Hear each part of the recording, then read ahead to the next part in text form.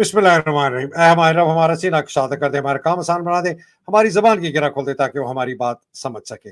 السلام علیکم ورحمۃ اللہ وبرکاتہ۔ میں ہوں حیدر مہدی، یہ وائس آف فری پاکستان، آزاد پاکستان کی آواز، پاکستان میں اور پاکستان کے باہر سننے والے دیکھنے والوں کے لیے۔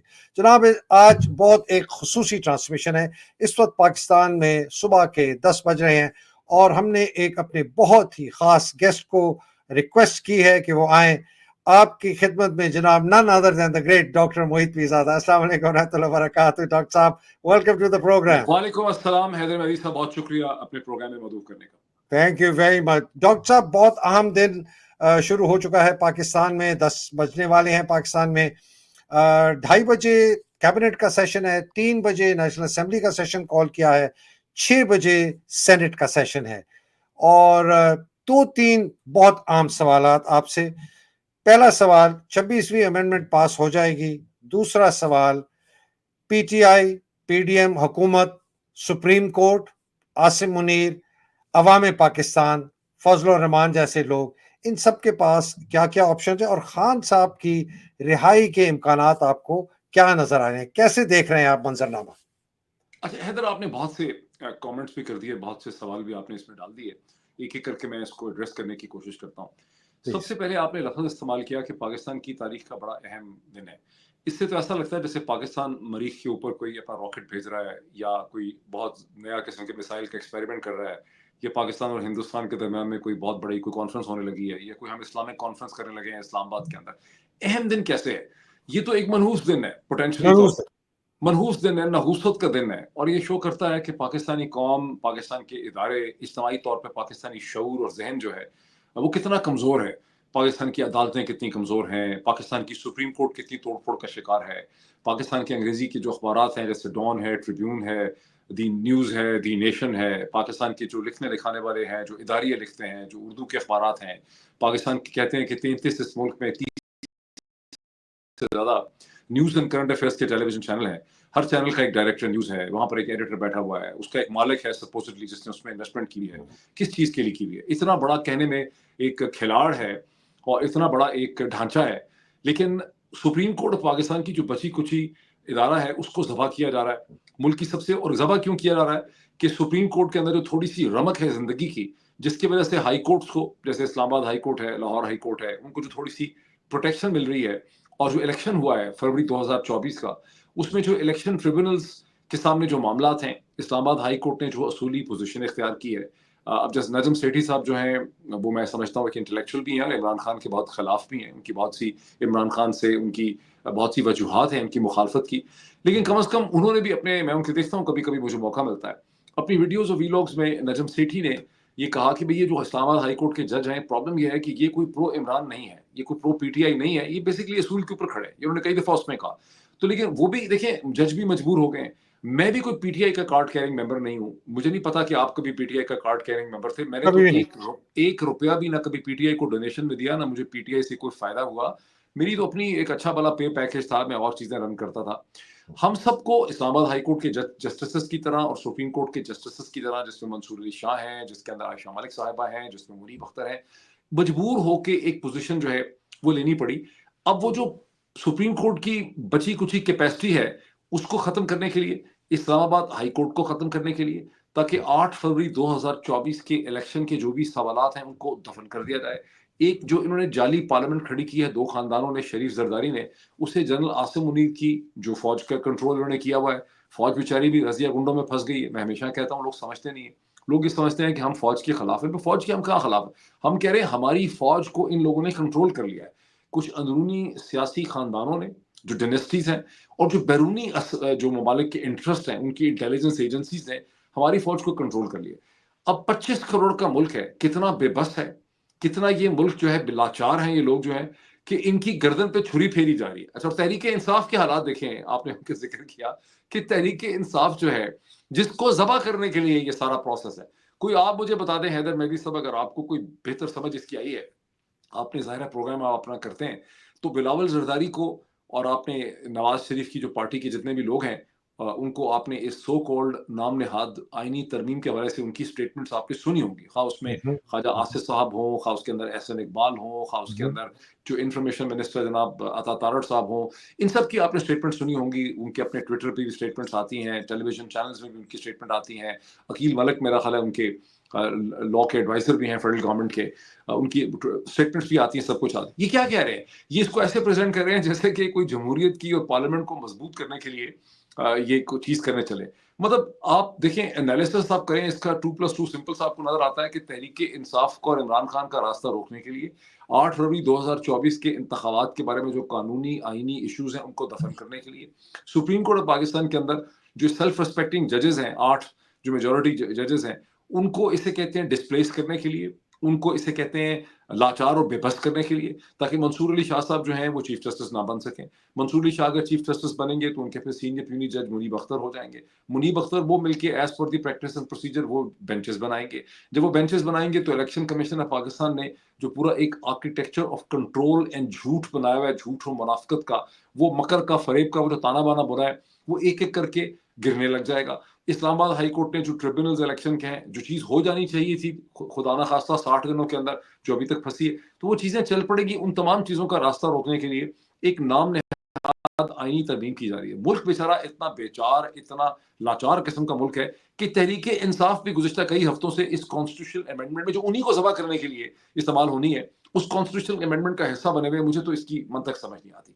मुझे वो याद है कि अप्रैल की 9 या 8 तारीख को 2022 में जब उमर अता बंदयाल साहब ने और इजाजुल एहसन ने जब उनको मजबूर कर दिया, काजी फायज ईसा साहब ने, यही मुनीब अख्तर साहब भी अदालत का हिस्सा थे, इन सब ने जब कासिम सूरी की जो रेजोल्यूशन था उसको इन्होंने गैर कानूनी करार दिया, और जो फायर वॉल थी पार्लियामेंट के और सुप्रीम कोर्ट के दरमियान में, वो तोड़ दी। Article 69 of the constitution of Pakistan, उसको इन्होंने क्रॉस किया। और लॉजिक उसकी बनती थी, क्योंकि वकीलों की दुनिया बड़ी लिमिटेड होती है। जैसे थियोलॉजियन जो होता है ना, वो अपनी एक थियोलॉजी के एम्बिट में से बाहर नहीं निकल सकता। इसीलिए वकील ने चाहे 2 दफा बार भी किया, और उसने न्यूयॉर्क का भी बोर्ड पास किया हो, इसका बार भी पास किया हो, और बरतानिया से बार भी किया, और लिंकन से भी पढ़ा हो, उसके माइंड की एक नकल्ड, जिस तरह से घोड़े का होता है ना, नकल्ड हॉर्स होता है, वकील एक नकल्ड, इवन सलमान अकरम राजा हो, जिस सलमान अकरम राजा जैसा इंतहाई कैपेबल, इंटेलिजेंट, जीनियस वकील भी हो, वो इसमें से नकल्ड हॉर्स के अंदर से बाहर नहीं निकल सकता।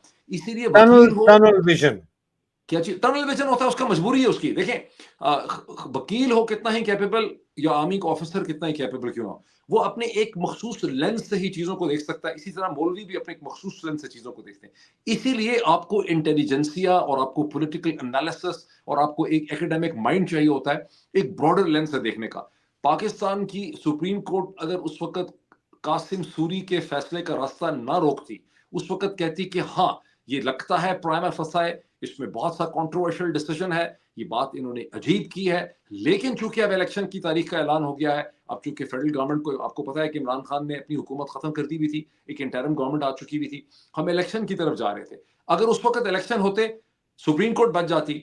सुप्रीम कोर्ट ने उस वक्त अपनी मौत का घड़ा खोदा। मैं इसकी हमेशा एग्जांपल देता हूं कि बाज फिल्मों में आपको दिखाते हैं, या आपने एक्चुअल भी देखा है कि सर्बिया वगैरह में कैसे हुआ, कि लोगों को कहते हैं कि जनाब आप कब्र खोदें अपनी, उधर कब्र खोदते हैं, उनसे ही कब्र खुदवाते हैं बेलचे से, वहीं इनको गोली मार के उस कब्र के अंदर फेंक देते हैं। तो सुप्रीम कोर्ट ने अपनी कब्र खोदी। उमर अता बंदयाल साहब ने, honourable chief justice of Pakistan ने, अलॉन्ग विद मंसूर जो थे अपना इजाजुल एहसन साहब, मुनीब अख्तर, इन सब ने कब्र खोदी अपनी। इन्होंने कब्र खोदी और अपने आप को सुप्रीम कोर्ट को उस कब्र में फेंक दिया। अब ये तहरीक इंसाफ में असद गौहर, असद कैसर साहब जो हैं, बैरिस्टर गौहर की जो एंगेजमेंट है, ये चले तो थे मौलाना के साथ इन अमेंडमेंट्स का रास्ता रोकने के लिए। होते होते क्या गया है कि मौलाना इनसे ड्राफ्ट इस तरह से डिस्कस करवा रहे हैं एज इफ के इस पूरे के पूरे कॉन्स्टिट्यूशनल पैकेज के अंदर कोई नेक नीयत थी, या तो ये कॉन्स्टिट्यूशनल पैकेज कोई पाकिस्तान की बेहतरी के लिए या पार्लियामेंट के लिए हो रहा होता तो बात होती। इस कॉन्स्टिट्यूशनल पैकेज में तो है ही कुछ नहीं।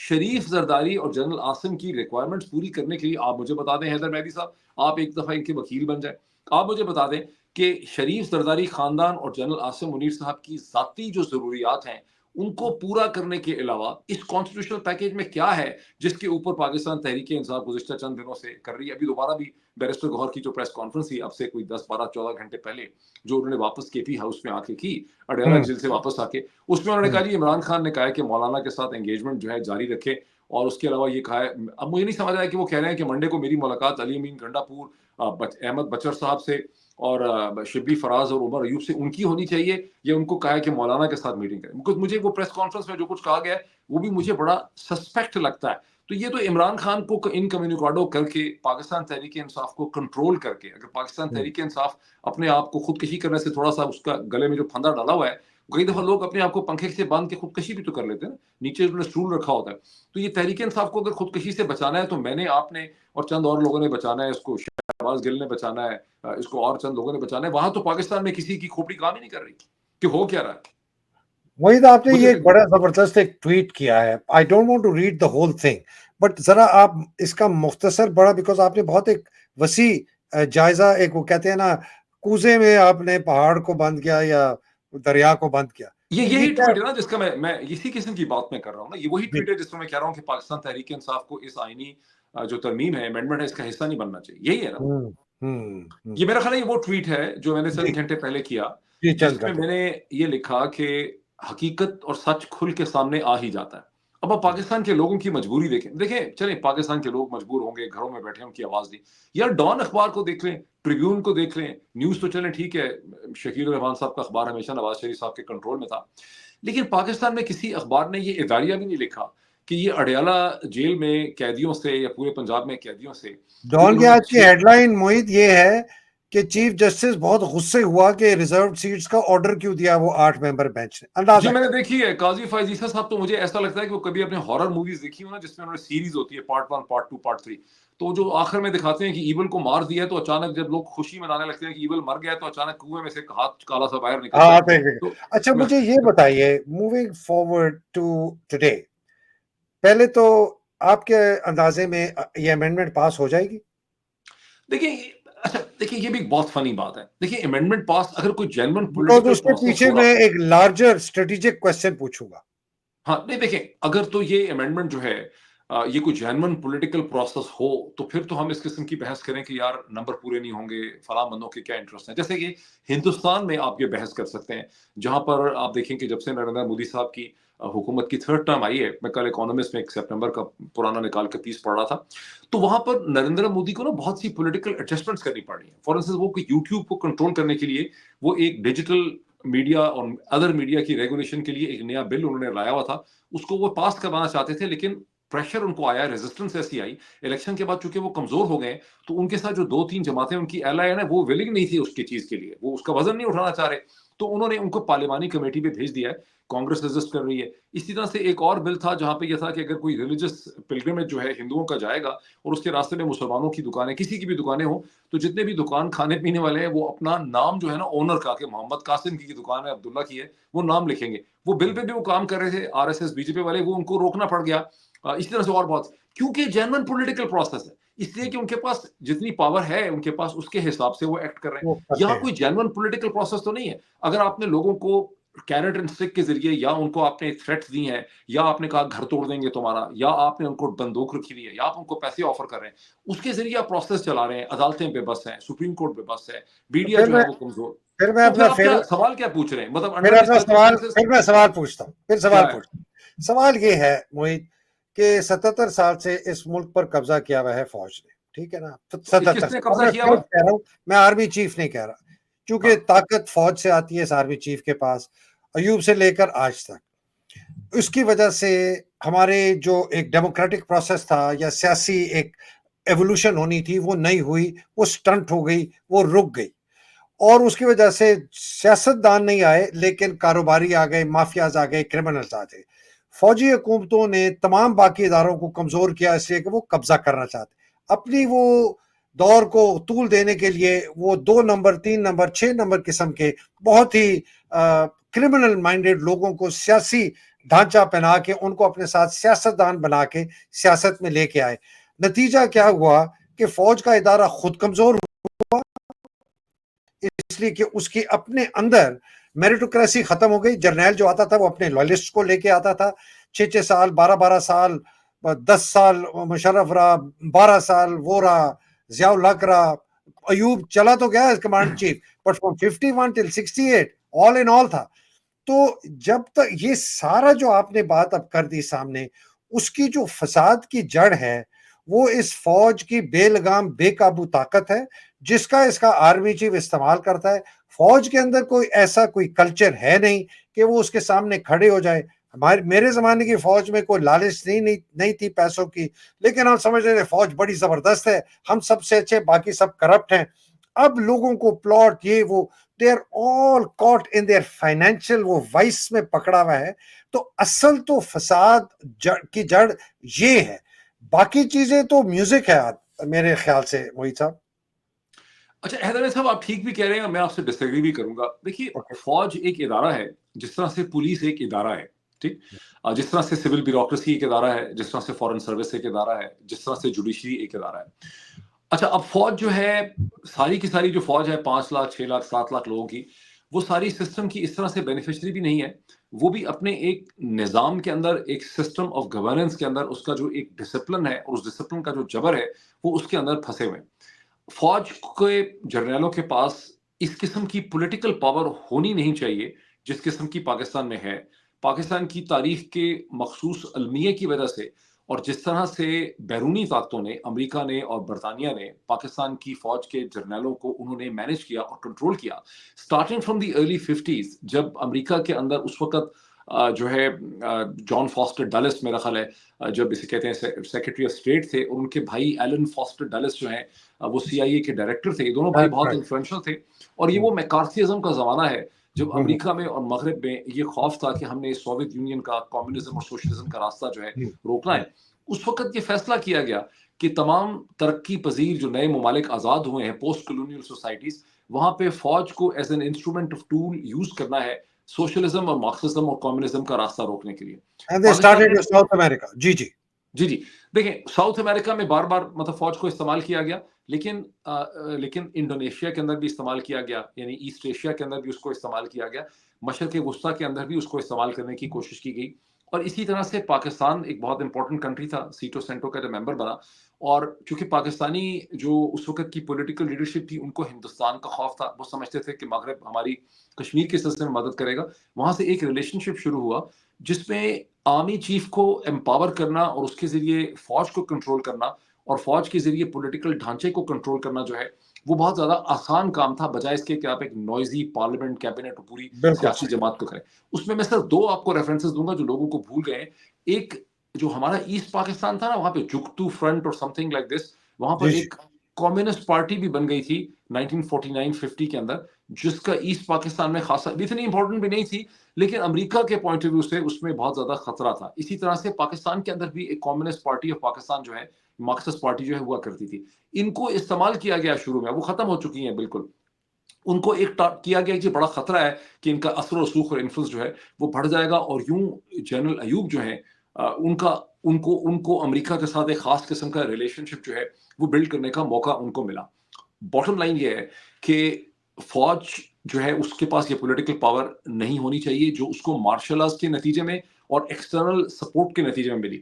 اگر آرمی چیف کو اس قسم کی پاور 50s اور 60s سے ملی تو صرف اس لیے ملی، 50s سے مل گئی کیونکہ پاکستان کے اندر ان لائک ہندوستان کوئی پولیٹیکل کلچر روبسٹ ایسا تھا ہی نہیں. جو اس کی پیرنٹ فارمنگ پولیٹیکل پارٹی تھی مسلم لیگ، اس کے اس پاکستان کے اندر اس کا اگر کوئی انفلوئنس تھا وہ یا تو سینٹرل پروونسز یا ہندوستان میں یونائٹڈ پروونسز میں تھا، یا یو پی سی پی میں تھا، یا اس کا جو انفلوئنس تھا وہ فارمر ایسٹ پاکستان کے اندر تھا.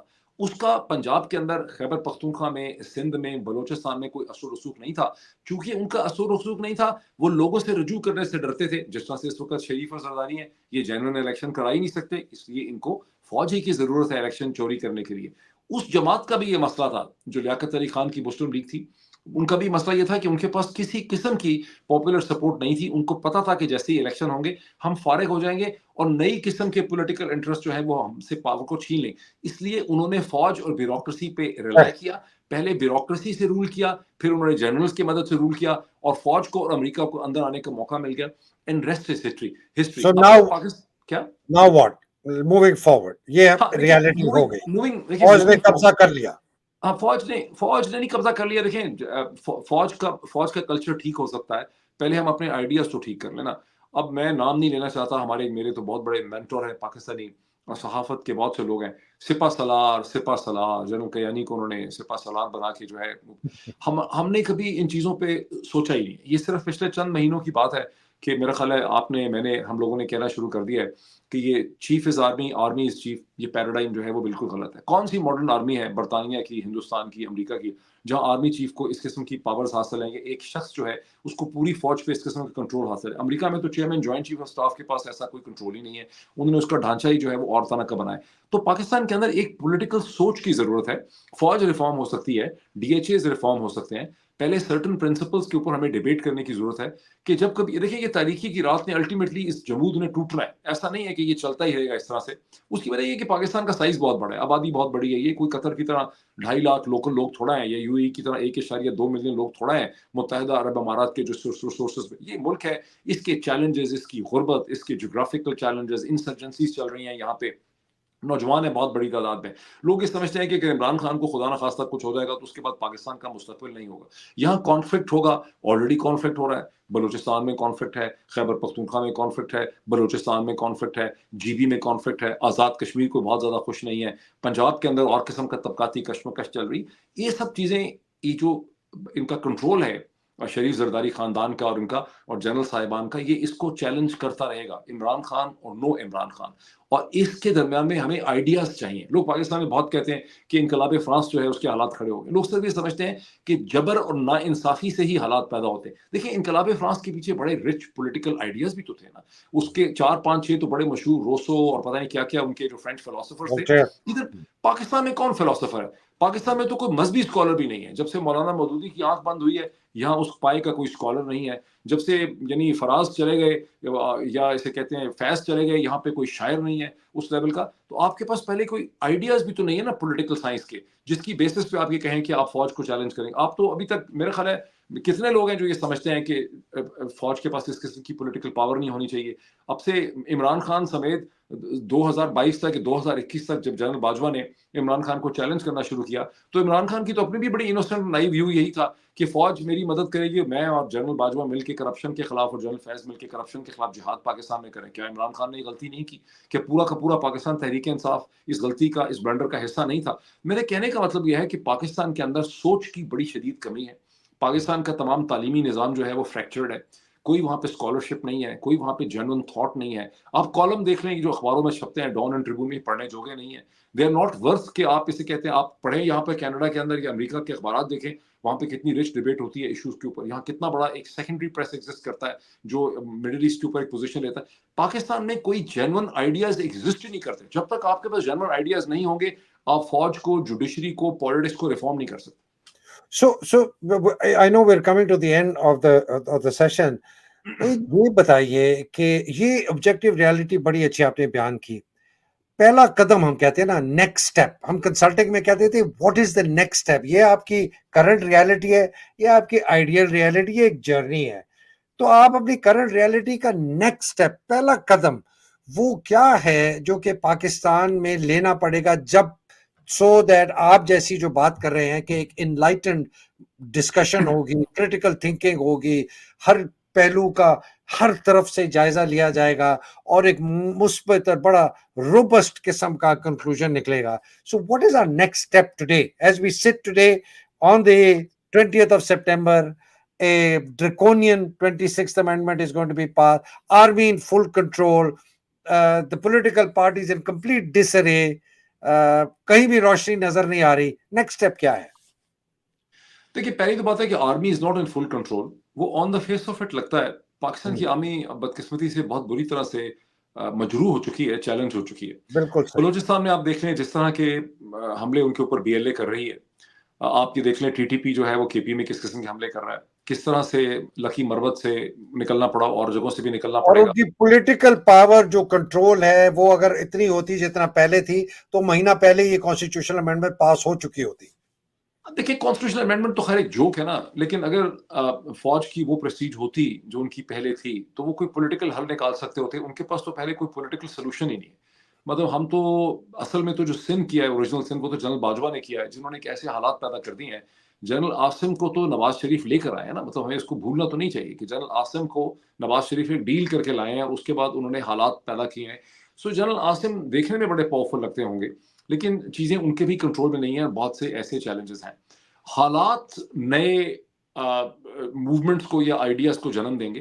جیسے آئیڈیاز کی مارچ صرف فلاسفرز کی کتابیں لکھنے سے نہیں ہوتی, ان کی تقریروں سے نہیں ہوتی. جب ٹیکنالوجیکل موومنٹس آئی ہیں, industrial revolution, post industrial revolution, space age, computer age, اب آرٹیفیشیل انٹیلیجنس آ گئی ہے, تو جیسے جیسے ٹیکنالوجیکل ڈیولپمنٹس ہوئی ہیں, اکنامک ڈیولپمنٹس ہوئی ہیں, ویسے ویسے پولیٹیکل آئیڈیاز جو ہیں وہ چینج ہوئے ہیں. پاکستان کے سامنے اس قسم کا کرائسس ہے. ان کو کرنے دیں امینڈمنٹ. دیکھیں نا, یہ امینڈمنٹ تو ایسے ہی ہے کہ آپ کار کو پیٹرول کے بجائے پانی پہ چلانے کی کوشش کر رہے ہیں. ٹھیک ہے, ایک 50% اگر آپ چلیں, اس میں 10-15% مٹی کا تیل ڈال دیں تو وہ تو چل جائے گی گاڑی. لیکن اگر آپ 50-70% اس کے اندر پانی ڈال دیں, مٹی کا تیل ڈالیں, تو کار نے چلنا نہیں. یہ تمام تر جس کے آپ بار بار اشارہ کر رہے ہیں, تمام ایک جرم کر کے, بدماشی سے جرم کے ذریعے ایک اغوا اور بدماشی کر کے آپ ایک قانون بنا رہے ہیں. اور آپ کی ایکسپیکٹیشن یہ ہے کہ جب ہم اس قانون کو بنا لیں گے تو یہ قانون ایک ایسا انسٹرومنٹ ہوگا کنٹرول کا کہ یہ ہمارے سیاسی مسائل میں ہماری مدد کرے گا اور ہم چیزوں کو کنٹرول کر لیں گے. یہ ایسا نہیں ہو سکے گا, بیکاز آپ نے اس پورے 1 مہینے کے پروسیس میں کیا ثابت کیا؟ آپ نے کہا کہ آپ ایک زبردستی قانون بنا رہے ہیں. یا تو آپ نے ایک جنرل کنسنسس سے قانون بنایا ہوتا نا. اسی لیے یہ بار بار کہہ رہے ہیں, اگر آپ دیکھیں پی ایم ایل این کے جو لیڈر ہیں عطا تارڑ والا, وہ کہتے ہیں کہ ہم کنسنسس پیدا کرنا چاہ رہے ہیں. بلاول کہہ رہے ہیں ہم تو ویسے بھی کر سکتے ہیں, ہم کنسنسس پیدا کرنا چاہ رہے ہیں. تو یہ اتنا ایک فلاڈ پروسیس ہے کہ اس کے نتیجے میں جو یہ بنائیں گے بھی کانسٹیٹیوشنل امینڈمنٹ, وہ زیادہ دیر چلے گی نہیں. کچھ ہفتوں کی بات ہے, اس کے نئے مسائل ان کے لیے کھڑے ہو جائیں گے. وہ سمجھ نہیں رہے اس وقت, نئے مسائل کھڑے ہو جائیں گے. اسرائیل دیکھیں, ایک پورے 1 سال سے اس کو, آپ کے خیال ہے کہ اسرائیل نے سوچا تھا کہ 1 سال چلنی ہے یہ جنگ؟ نیتن یاہو نے کیا سوچا تھا کہ 1 سال چلنی ہے جنگ؟ بالکل. تو معید, آپ کی بات سے مجھے ایک بڑی انٹرسٹنگ تھاٹ آئی, and may be we close with that, and question کہ مجھے لگ رہا ہے کہ آپ کی بات سے جو کرنٹ اسٹیک ہولڈرز ہیں یا جو پاور سینٹرز ہیں اور سو کالڈ پاور سینٹر, وہ ایکچولی آپ کے, مجھے لگ رہا ہے کہ آپ کہہ رہے ہیں کہ وہ irrelevant ہو چکے ہیں. And there is a new era emerging, a new thought emerging. ایک پتہ نہیں وہ کیا ہے, maybe that's the question for you, کہ what is this new thought that is emerging in Pakistan, if any? دیکھیں, اب ظاہر ہے کہ اس وقت بظاہراً انہیں کنٹرول ہے, بظاہراً on the face of it انہیں کنٹرول ہے. یہ کنٹرول پیراڈائم ہے, لیکن یہ control paradigm as per the laws of physics اس نے کہیں نہ کہیں تو ٹوٹ رہا ہے. ابھی تو لوگوں کے ذہنوں میں, نوجوانوں کے ذہنوں میں یہ امید ہے کہ عمران خان کو اگر رہا کر دیں اور عمران خان جو ہے وہ کوئی نیگوشیشن کر لیں گے. دیکھیں نا, ڈیمانڈ کیا ہے, عمران خان کو رہا کریں, عمران خان سے نیگوشیٹ کریں, عمران خان پھر پرائم منسٹر بنے گا. اگر خدا نخواستہ عمران خان کو کچھ ہو جاتا ہے تو کیا پاکستان کی جو 65-70% آبادی جس کی عمر 40 برس سے کم ہے وہ کہیں چلی جائے گی؟ کیا پاکستان کے اکنامک مسائل کا حل نکل آئے گا؟ کیا ہندوستان اور پاکستان کے درمیان میں کوئی بہتر سیلف ریسپیکٹنگ ریلیشن شپ نکل آئے گا؟ کیا ٹی ٹی پی ڈس اپیئر ہو جائے گی؟ کیا بلوچستان کے اندر جو چیلنج ہے وہ ختم ہو جائے گا؟ جی بی کے اندر جو چیلنج ہے وہ کھڑا ختم ہو جائے گا؟ کیا چائنیز کے اوپر جو حملے ہو رہے ہیں اور ان کی جو انویسٹمنٹ ہے تقریباً $70 بلین کی, جس کی سیکیورٹی کے لیے وہ ایم ایس ایس کی پریزنس پاکستان میں مان رہے ہیں, اس پہ سیکیورٹی میکینزم ان کا ایگری نہیں ہو سکا, جس کے نتیجے میں ابھی جب چائنیز پرائم منسٹر نے بائیلیٹرل ٹرپ کیا 4 دن کا, تو اس میں کچھ بھی ایگریمنٹ نہیں ہوا. 6-7 دن کو انہوں نے ہائی سیکیورٹی گاڑیاں, آپ دیکھیں خود ٹریبیون میں شہباز رانا کی میرے خیال اسٹوری چھپی ہے کسی کی, کہ 6-7 ان کو سیکیورٹی کی گاڑیاں دی. ایکسپیکٹ کر رہے تھے کہ $2 بلین کا جو ML1 کی ری الائنمنٹ ہے اس کا لون ان کو مل جائے گا. تو ان کا خیال تھا کہ وہاں سے ایک اکنامک ڈیویڈنڈ ہوگا, تنخواہیں نکلیں گی, کانٹریکٹر کو پیسے ملیں گے. This is what they were expecting. وہ ان کو نہیں مل سکا. IMF ان کو بوند بوند ٹپکا دیتی ہے, ان کا خیال ہے وہاں سے مل جائے گا. ہندوستان کے ساتھ ان کو لارا دیا گیا کہ آپ انڈیا کو انگیج کر لیں گے تو ٹریڈ انویسٹمنٹ ہوگی. لیکن وہ بھی یہ دیکھ رہے ہیں کہ پاکستان کی اس پولیٹیکل کنڈیشن میں کیا ہم ان کے ساتھ انگیج ہو سکتے ہیں, کیا اس کا وہ ڈیویڈنڈ ان کو مل سکتا ہے. تو یہ ان کے مسائل کا حل نہیں نکلتا لوگوں کے حساب سے. جب اگر خدا نخواستہ آپ لوگوں کی یہ امید ختم کر دیں گے جو ان کی عمران خان سے ہے, اگر تحریک انصاف کو بالکل کریک, تحریک انصاف تو ایک فیڈرل پارٹی ہے نا جس کے ذریعے آپ نیگوسیشن کر سکتے تھے, آپ اگر تحریک انصاف کو ختم کر دیتے ہیں تو پھر نئی فورسز ایمرج کر جائیں گی. پھر اس کے بعد کیا ہوگا؟ Excellent. So either way, the future is bright. دیکھیے, برائٹ تو میں نے لفظ یوز نہیں کیا, برائٹ تو آپ لفظ یوز کریں. میں تو ایک چینج آتے ہوئے دیکھتا ہوں, ایک ایسی چینج جس میں سے کچھ نہ کچھ نکلے گا. اب وہ کس ڈائریکشن میں نکلتا ہے یہ تو اب دیکھنا پڑے گا, ہم اس کے بارے میں پروڈکشن نہیں کر سکتے. لیکن یہ چیز کنٹرول نہیں ہو سکتی ہے نا. یہ کیا کرنا چاہتے ہیں؟ یہ چاہتے ہیں کہ ہم ایک نیا قانون امینڈمنٹ لا کر ہم چیزوں کو کنٹرول کر لیں گے, اس کے بعد ہم ہندوستان کو انگیج کر لیں گے, پھر انڈیا کی انویسٹمنٹ ہو جائیں گی, کوئی ٹریڈ ہو جائے گا, مغرب ہم سے خوش ہو جائے گا. وہ ہو نہیں سکے گا.